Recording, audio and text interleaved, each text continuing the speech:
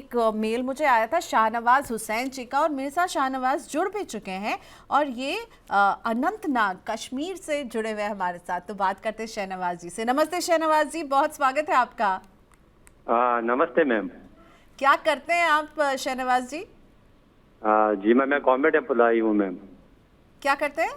Government employee हूँ। Okay okay. और आपने कहा कि आपने अब जाकर के जो है अपना इन्वेस्टमेंट शुरू किया है, आपकी एज 42 है, और आपने और आज इनफैक्ट हम बात ही करें कि सेबी ने जो है वो चिल्ड्रंस फंड जो बंद कर दिए थे वो फिर से उन्होंने उसे शुरू भी किया, और आपने बच्चों के लिए स्पेसिफिकली सवाल पूछा है।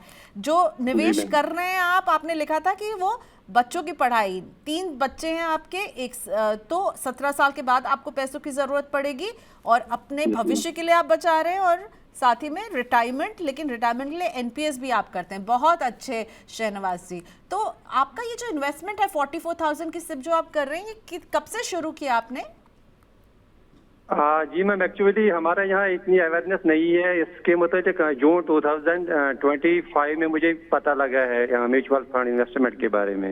Okay okay. तो एकदम से मैंने इन्वेस्टमेंट शुरू नहीं की, थोड़ी सी स्टडी की इसके बारे में, क्योंकि मैं एजुकेशन डिपार्टमेंट में हूँ, इसलिए पढ़ना पढ़ाना हमारा ना रोज का काम होता है। तो एटलीस्ट 3 महीनों तक मैंने ये स्टडी किया है, फिर अक्टूबर से मैंने स्टार्ट किया, अक्टूबर 25 से। ओके, अक्टूबर 25 से शुरू किया, ठीक है। अब मैं आपका पोर्टफोलियो रीड कर रही हूँ शाहनवाज जी, ठीक है। फिर विकास पुरी जी हैं, आपके करीब के इलाके के हैं, वैसे रहते तो मुंबई में पर हैं जम्मू के हैं, तो इनसे फिर हम पूछेंगे। और पीपीएफ में भी आप निवेश कर रहे हैं 1.5 लाख रुपए हर साल? मैं कंटिन्यू में करना चाहता हूँ। Yes.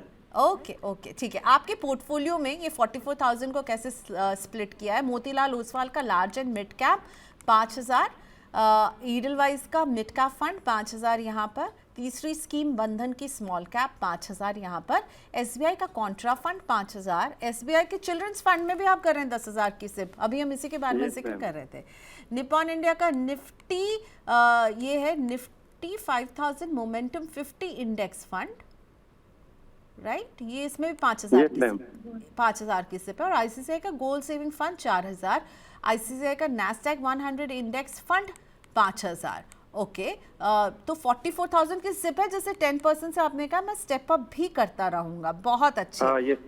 Okay, so over to you Vikas. बताइए, शाहनवाज जी का कहना है कि थोड़ा लेट इन्होंने शुरू किया है निवेश, क्योंकि जानकारी की कमी थी, पर मुझे ये बात अच्छी लगी, इन्होंने कहा कि मैंने रिसर्च की उसके बाद शुरू किया, और अभी नेगेटिव है पोर्टफोलियो, राइट, नुकसान हो रहा है शाहनवाज जी? Yes ma'am. ठीक है विकास सर, अब गेंद आपके पाले में, मैंने सारे डिस्क्रिप्शन दे दी आपको।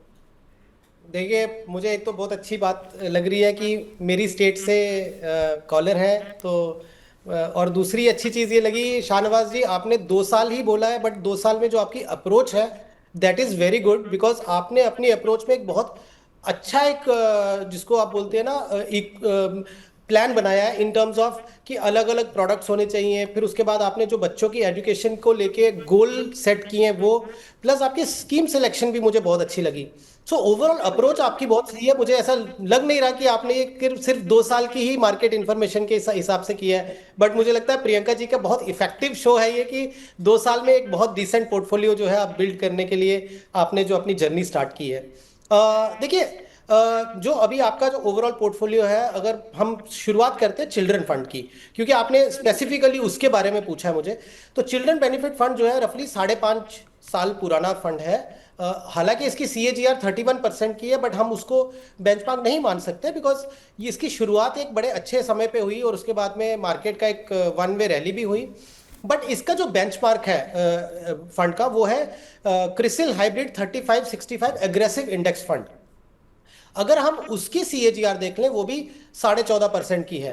अब अगर आप देखें कि मैं इस फंड को 14.5% ना लेके 12% की भी अगर मैं रन रेट से लेके चलता हूं, तो आपने ये भी साथ में बोला है कि आप 10% का स्टेप अप करेंगे, तो 12% की CAGR से अगर आप ये जो चिल्ड्रन फंड में डाल रहे हैं, उसमें अगर 12% की ग्रोथ रेट से बढ़ा, और जो आपका उसमें 2-2.5 लाख का कॉर्पस ऑलरेडी क्रिएट भी हो गया है, तो आप 17 साल में लगभग 1,32,00,000 के आसपास आपका जो है कॉर्पस ये बन जाएगा। ठीक है, 1,32,00,000, जिसमें 1,15,00,000 के आसपास आपका सिप से बन जाएगा, और बाकी का जो 17 लाख के आसपास आपका लमसम जो है उससे बन जाएगा। तो आपका जो पहला क्वेरी था कि खाली चिल्ड्रन फंड से मेरे को कितनी रिटर्न बन सकती है, तो वो ये आपको आइडिया हमने दे दिया। टोटल पोर्टफोलियो का अगर आप बोले कि 44,000 का आप सिप कर रहे हैं और फिर आपने बोला कि 10% का स्टेप अप भी करेंगे, अगेन ये बहुत अच्छी चीज लगी मुझे कि जिसने अभी जस्ट अपना 2 साल पहले ही पोर्टफोलियो शुरू किया है, उनको इस बात का एहसास है कि 10% स्टेप अप करने से किस तरीके से उस पोर्टफोलियो को एक बूस्टर डोज मिलेगी। तो आप ये देखें कि अगर 4 लाख का आपका ओवरऑल लमसम है और आप 44,000 की सिप कर रहे हैं, पोटेंशियली अगर अगेन मैं 12% की दर से लेता हूं तो 5,35,00,000 के आसपास का आपका जो है पोर्टफोलियो बन जाएगा। अब आप देखें ऐसी स्कीम्स हैं आपकी इसमें शाहनवाज जी जो 12% से ज्यादा की ग्रोथ रेट की पोटेंशियल रखती हैं। पास्ट में भी उन्होंने अच्छा रिटर्न दिया, हालांकि उसकी वो गारंटी नहीं होती, बट पोटेंशियल मैं ये जरूर बोलूंगा कि 12% के ऊपर भी वो ग्रो करने की पोटेंशियल रखता है। तो आपको एक आइडिया लग गया कि 5-5.5 करोड़ का पोर्टफोलियो बहुत ही रियलिस्टिकली आप बना सकते हैं। अगर आप मुझे फंड लेवल पे बोलेंगे तो मुझे आपके सभी फंड्स मुझे अच्छे लगे, सिवाय एक फंड अच्छा, ये नहीं बोलूंगा कि फंड अच्छा नहीं है, बट मैं ये बोलूंगा कि उसके बदले आप जो है ये चेंज करें। तो निप्पॉन इंडिया मोमेंटम जो 50 इंडेक्स फंड आपका है मोमेंटम वाला, उसकी जगह पे आप निप्पॉन इंडिया का ही फ्लेक्सी कैप फंड एक ले लें। आप एक ज्यादा स्टेबल फंड रहेगा। और मोमेंटम देखिए, मार्केट में जब जब मोमेंटम आएगा, ये मोमेंटम स्ट्रैटेजीज बहुत अच्छा परफॉर्म करती है, बट बहुत ज्यादा वॉलेटिलिटी होगी या बहुत ज्यादा डाउनसाइड होती है, उस समय फंड मैनेजर के पास में बहुत ज्यादा स्कोप नहीं बचता है उस चीज को प्ले आउट करने के लिए। बट एक फ्लेक्सी कैप फंड क्या कर सकता है? फ्लेक्सी कैप फंड आपका जो फंड मैनेजर है, अगर इन दिनों अगर आप देखें तो मैक्सिमम फ्लेक्सी कैप फंड जो है फंड मैनेजर्स ने लार्ज कैप की तरफ जो है ओरिएंटेशन किया है उसका। और जब जब मार्केट की परिस्थिति बदलेगी, फंड मैनेजर जो है वो लार्ज कैप से निकल के मिड कैप में भी आ सकते हैं, स्मॉल कैप में भी आ सकते हैं। तो बहुत ही डायनामिकली ये फंड को मैनेज हो जाएगा। तो अगर एक चेंज आप कर लेंगे तो आपका पोर्टफोलियो और अच्छा बन जाएगा। तो बस एक छोटी सी ये चेंज है जो आप कर सकते हैं। बस निप्पॉन इंडिया का ये जो स्मार्ट बीटा फंड है मोमेंटम 50 इंडेक्स फंड, इसकी जगह निप्पॉन का ही लार्ज का फंड आपके लिए बेटर सूटेड लगेगा। Rest of the portfolio Shahnawaz भाई बहुत अच्छा है, विकास कह रहे हैं सभी कुछ बढ़िया चल रहा है, बस ये Nippon India Nifty 500 momentum 50 index fund की जगह एक निप्पॉन का ही लार्ज कैप 4 चांद लगाएगा आपके पोर्टफोलियो में, तो इसे ले लीजिए।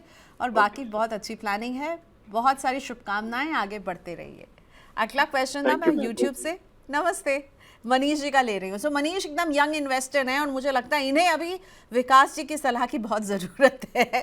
इनकी एज 23 है, is just a 23-year-old investor. Manish ji नमस्ते, आपका सवाल ले रहे हैं आप, आई होप आप देख रहे हो, क्योंकि आपका गोल जो है वो मुझे सबसे बढ़िया लगा। 20 करोड़ का गोल है मनीष का, और करंट पोर्टफोलियो की वैल्यू 1,80,000 है। 15,000 की सिप कर रहे हैं, 10% से स्टेप अप करेंगे। 15,000 की सिप को इन्होंने डिवाइड किया है पराग पारिक के फ्लेक्सी कैप में 3,000, SBI के कॉन्ट्रा फंड में 3,000, ईडलवाइज के मिड कैप में 4,000, बंधन के स्मॉल कैप में 3,000 और इन्वेस्को के स्मॉल कैप में 2,000। 25 साल का टाइम होराइजन मनीष देंगे, 20 करोड़ पर पहुंचना है, 10% से हर साल स्टेप अप करेंगे। विकास क्या लग रहा है, मनीष जी पहुंच जाएंगे? स्कीम्स तो बहुत अच्छी हैं इनकी, और स्कीम लेवल पे मुझे कोई लगता नहीं कि इनको अभी चेंजेस करनी चाहिए। एक ही बस करना है आपको मनीष, आपको अपना सिप अमाउंट बढ़ाते रहना पड़ेगा, क्योंकि 20 crore is a very ambitious target. और मैं ये नहीं बोलूंगा कि ऐसे टारगेट नहीं देखने चाहिए, बिल्कुल देखने चाहिए, क्योंकि मनीष आप 23 हैं। मुझे नहीं याद कि मैंने 23 साल की उम्र में एक भी रुपए का निवेश किया था। So I was very late when it comes to investing, but आपने 23 साल में ऑलरेडी ये शुरू कर दिया है। आपने एक छोटा सा 1.5-2 लाख का कॉर्पस भी क्रिएट कर दिया है, तो बहुत अच्छा आपने काम किया है। बस आपको सिप का अमाउंट बढ़ाना है। कैलकुलेशन पर्पज से अगर आप देखते हैं तो मान लीजिए अगर मैं बहुत अग्रेसिव टारगेट भी लेके चलता हूं कि आपका पोर्टफोलियो जो है 15% से ग्रो करेगा, मतलब यूजुअली हम 12% लेते हैं, 15 से भी अगर ग्रो करेगा, 10% का अगर आप स्टेप अप करते हैं, 25 साल में लगभग 8.5 करोड़ का आपका जो है कॉर्पस ये बनेगा। सो 20 करोड़ जो है वो थोड़ा ओवर एग्रेसिव हो जाता है 15,000 की सिप के लिए। तो फर्स्ट ऑफ ऑल आप ये ध्यान में रखें, मैं ये बिल्कुल भी डिस्करेज नहीं करूंगा कि आप नहीं कर पाएंगे 20 करोड़ का। आप 100% कर पाएंगे, क्योंकि आपने 23 साल की उम्र में 15,000 ऑलरेडी स्टार्ट कर दिया हुआ है। आपको 20 करोड़ करने के लिए मुश्किल से, मतलब मैं ये बोलूंगा, मुझे अगर आप 1 मिनट देंगे तो आप रफली 35,000 की सिप अगर आप करते हैं आप 20 करोड़ का टारगेट अचीव कर लेंगे। और मुझे ऐसा लगता है अगर आप जॉब कर रहे हैं, जैसे जैसे आपका इंक्रीमेंट होगा, आप थोड़ा बेहतर करेंगे, जब आपकी प्रमोशंस होंगी, तो ये 15 को 30-35 हज़ार करने में आपको ज़्यादा समय नहीं लगेगा। और उस समय जब आपके पास में और पैसा आए तो आप और इसमें करें। छोटे छोटे अगर हो सकता है तो टॉप अप करें। जैसे आपको दिवाली में बोनस कोई आ जाता है कंपनी से, या अभी नया साल जब शुरू होगा कोई ऐसा बोनस आ जाए, या कहीं और से आपको कोई इनकम हो, तो वो आप टॉप अप करते रहें। बट आपने अगर 20 करोड़ का टारगेट जो आप लेके चले हैं, I am really very happy and all the best to you, क्योंकि इस टारगेट को आप छोड़िएगा मत। कि अगर हमने ये बोला कि आप 8-8.5 करोड़ तक ही पहुंचेंगे, तो इस चीज़ से आपको बिल्कुल भी डिस्करेज नहीं होना है। आप बल्कि 20, अब आपको ऐसा लगना चाहिए कि हाँ, 20 करोड़ का मैंने टारगेट सोचा था, 30-35 हज़ार की अगर मुझे सिप करनी है, पहले मैं वो कर लूंगा। और एक समय ऐसा भी आएगा आज से 8-10 साल के बाद में, जब आप 35 के बदले में 1-1 लाख की भी सिप करने के लिए सक्षम हो जाएंगे, तो आप उससे भी बड़े जो है टारगेट की उम्मीद कर सकते हैं। ओके, सो जो छुपी हुई बात है वो ये है कि सिर्फ 10% स्टेप अप नहीं, समय समय पर जैसे हो सके अपने इनपुट वैल्यू को, यानी आप जो पैसा लगा रहे हो उसको बढ़ाते रहिएगा। कुछ बोनस आया, कुछ फ़ायदा हुआ, कहीं से कुछ पैसे अगर एक्स्ट्रा आ रहे हैं हाथ में, तो उसके ज़रिए बढ़ाते रहिएगा। यही इसी लाइन पर नहीं चलेगा कि बस हर साल 10% से ही टॉप अप करना है। अदरवाइज मनीष, बहुत अच्छी स्कीम्स हैं, विकास स्कीम में कुछ भी चेंज नहीं कर रहे हैं, अच्छी स्कीम्स पिक की है आपने, बेस्ट ऑफ लक। अब सुभाष कुमार जी का पोर्टफोलियो लेते हैं। तो सुभाष जी जो हैं वो डिफेंस पर्सनल हैं और उनका फ़ोन नहीं लग रहा है, हो सकता है कहीं पोस्टेड होंगे जहां बात नहीं हो सकती है, पर इनका सवाल लेते हैं। इनकी एज है 40 और इनका पोर्टफोलियो है पराग पारी का फ्लेक्सी कैप 5500 की सिप, निपॉन इंडिया का लार्ज कैप 2000 रुपए की सिप, निपॉन इंडिया का स्मॉल कैप 2000 की सिप, यहाँ मोतीलाल ओसवाल के मिड कैप में भी 2000, बंधन के निफ्टी 50 फंड में 4000, क्वांट के स्मॉल कैप में 1000, HDFC का बैलेंस एडवांटेज फंड 2000 की सिप, यहाँ HDFC का निफ्टी 100 लो वॉलेटिलिटी 30 इंडेक्स फंड यहाँ पे 2000 और 3 लाख जमा कर चुके हैं सुभाष जी। और ये जानना चाह रहे हैं कि क्या मेरा पोर्टफोलियो ठीक है, इसमें कुछ चेंज करने की ज़रूरत है, 2036 तक किस तरह का कॉर्पस ये तैयार कर पाएंगे, और 11 साल के बच्चे के लिए 20 साल के लिए सिप करना चाहते हैं, तो 2000 की सिप कहाँ करें, क्यों सोल्यूशन ओरिएंटेड में कर दें सुभाष जी, या एक डाइवर्सिफाइड फंड लें, क्या कहेंगे आप विकास? पहले तो बहुत बहुत इनको धन्यवाद कि हमारे सीमा प्रहरी हैं ये। देखिए सुभाष जी, आप पहले हम फंड लेवल पे बात कर लेते हैं। तो आपका जो एग्जिस्टिंग फंड्स हैं उसमें अगेन एक स्मॉल चेंजेस जो मुझे लगता है, क्योंकि एक तो आप थोड़ा सा लिस्ट आपका जो है फंड्स का लंबा होता जा रहा है, तो उसको भी थोड़ा सा आपको वो करना चाहिए, कम करना चाहिए। ऐसे में आप HDFC निफ्टी का जो 100 लो वॉलेटिलिटी फंड है वो, और बंधन का निफ्टी 50 फंड, ये दो फंड्स का सिप को आप रोकें, और इन दोनों को सिप अमाउंट को मर्ज करके आप HDFC निफ्टी का 100 इक्वल वेट इंडेक्स फंड होता है वो ले लीजिए। अब ये पर्पस देने का क्या है कि आपका जैसे निफ्टी का HDFC निफ्टी 100 जो इंडेक्स फंड आप लेंगे, तो बंधन निफ्टी के जो 50 के 50 स्टॉक्स है वो सारा इस फंड का हिस्सा हो जाएंगे। और इसी तरीके से जो आपने HDFC निफ्टी के 100 का लो वॉल फंड लिया है, तो वो एक बहुत ही कॉन्सेंट्रेटेड बेट है। बट मुझे लगता है कि ये जब आप कैपिटल बिल्ड कर रहे होते हैं और जब आपको एक लंबे समय के लिए निवेश करना है, तो एक अगर 100 स्टॉक की बास्केट में निवेश करने को आपको मिले तो वो ज़्यादा बेहतर रहेगा, क्योंकि लो वॉलेटिलिटी जो फंड है वो उन स्टॉक्स की तरफ ज़्यादा ध्यान रखेंगे जहाँ पे वॉलेटिलिटी बहुत कम है। और अगर वॉलेटिलिटी बहुत कम होगी तो रिटर्न की भी एक्सपेक्टेशन आप उस तरीके से नहीं कर सकते। और यहाँ पे क्योंकि आपका थोड़ा सा लंबा टाइम होराइजन है, तो आपको एक ब्रॉडर जो होता है वो व्यू लेना चाहिए इन टर्म्स ऑफ एक्सपोजर। तो HDFC निफ्टी का Nifty 100 equal weight index fund जो है वो आप ले लीजिए, ये दोनों फंड्स को मर्ज करके। और तीसरा है, आपने जैसे क्वांट स्मॉल कैप है, उसका भी अगर आप स्मॉल कैप फंड बंद कर दें, आपको दो की जरूरत नहीं है, आप वही जो अमाउंट आपका बचता है वो निपॉन इंडिया स्मॉल कैप का इंक्रीज कर दें। तो इस तरीके से जो है आप अपने पोर्टफोलियो में माइनर सा ये चेंजेस है वो कर दीजिए। जब हम ये बोलते हैं कि आप अपना सिप बंद कर दीजिए, उसका मतलब ये नहीं होता कि आप एकदम से वो फंड जो ऑलरेडी निवेश जा चुका है उसको आप निकाल दें। उसको बहुत ही ध्यान से आप उसको रखें, 1 साल पूरा होने दें, ताकि आपका वो कैपिटल गेन जो होता है वो लॉन्ग टर्म में आ जाए और फिर आपके कोई एग्जिट लोड हो वो भी ना लगे। जब ऐसी परिस्थिति हो जाए उसके बाद आपके जो दूसरे फंड्स हैं आप विड्रॉ करें, क्योंकि 1,25,000 तक आपको कोई टैक्स की देना नहीं होता है। उसके बाद आप फिर आप जो है उसको मर्ज कर सकते हैं, जो आपका बचा हुआ अमाउंट है। बट हाँ, आने वाले जो सिप है जो हमने चेंजेस बताई हैं उसमें आप उस तरीके से कर सकते हैं। अब देखिए 20,500 का आप सिप कर रहे हैं, आपने ये भी बोला कि 10% का आप स्टेप अप करेंगे और 3 लाख आपका जो है ऑलरेडी लमसम बन चुका है।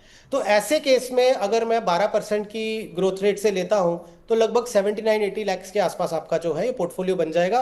और यही अगर आप अगर अगर एक पोर्टफोलियो लक अच्छी रही कि 14-15% की ग्रोथ रेट हुई तो यही जो है वो 80-90 लाख भी हो सकता है आपका पोर्टफोलियो। तो ये इस तरीके से आप अपना पोर्टफोलियो को जो है माइनर ट्वीक कर दीजिए।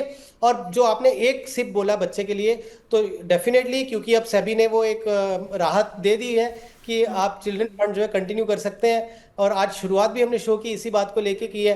तो एसबीआई का चिल्ड्रन फंड इन्वेस्टमेंट प्लान जो है वो आप कर सकते हैं। अगर आप कोई तरह का लॉक इन या ऐसा नहीं चाहते हैं तो फिर ओपन एंडेड में आप आईसीआईसीआई प्रू का मल्टी कैप फंड ले लीजिए। तो आपके ओवरऑल पोर्टफोलियो मुझे सब कुछ ठीक लगा, एक मल्टी कैप फंड की जो कमी थी वो आप उसमें कर सकते हैं, क्योंकि उसमें मिड और स्मॉल कैप का भी आपको एक्सपोजर मिल जाएगा। तो इन दोनों में से कोई एक करें, बट हाँ अगर एसबीआई चिल्ड्रन फंड कर लेंगे तो ज़्यादा बेहतर है वो।